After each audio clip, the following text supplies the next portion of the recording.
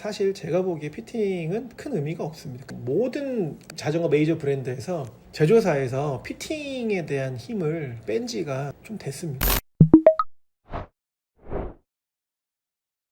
자전거 피팅은 제가 자전거를 타기 시작한 이후부터 지금까지 어쨌든 라이더분들의 관심사인 거는 맞아요. 제조사에서 피팅에 대한 힘을 뺀 지가 좀 됐습니다. 피팅이 예전처럼 일률적으로 하기 어려운 시대가 와버렸어요. 그러니까 자전거 지오메트리가 일단 너무 많이 변했고, 그리고 이제 자전거를 타시는 분들의 트레이닝에 따라서 그 일률적인 어떤 뭐 무릎 각도라든지 포지션이라든지 이런 것들을 모두 다 대입시키기 어려운 상황이 돼버렸습니다. 벌써 자이언트 그 스몰 사이즈 로드바이크에는 165mm 크랭크암을 디폴트로 아예 완성차에 벌써 내놓고 있거든요. 사실 제조사에서는 그렇게 하기가 쉽지 않습니다. 그런 것들이 이제 반영이 돼서 나가고 있다는 것 자체가 이런 피팅의 어떤 고유의 값의 영역이 좀 퇴색하고, 그런 피팅에 있어서 이제 브랜드들이 가지는 어떤 주요 위치가 좀 내려왔다, 이렇게 좀 보여지고.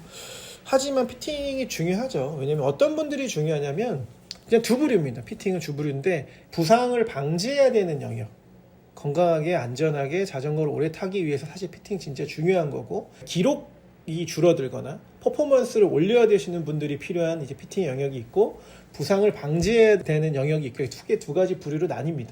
예를 들어서 레이저 포인트로 내 무릎 띄우고 정렬선 띄우고 이렇게 조정해가지고 무릎이 나갔는데 들어와서 일자가 됐습니다.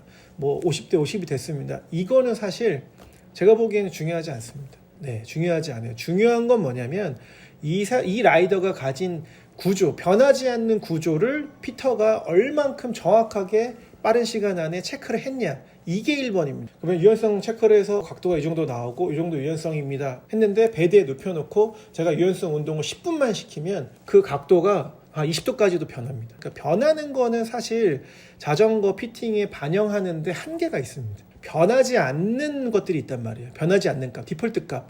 이게 자전거에 반영되는 여러 가지 포인트들이 있습니다. 무릎, 발목이 움직이는 위치, 다리 길이 차이가 어디에서 오는지, 골반이 틀어져서 오는 건지, 진짜 다리 길이가 차이가 나는지, 다리 길이가 차이가 나면 이게 어디서 차이가 나는지, 경골에서 차이가 나는지, 대퇴부에서 차이가 나는지, 그거에 따라서 보정할 수 있는 방법이 또 일부 다르거든요.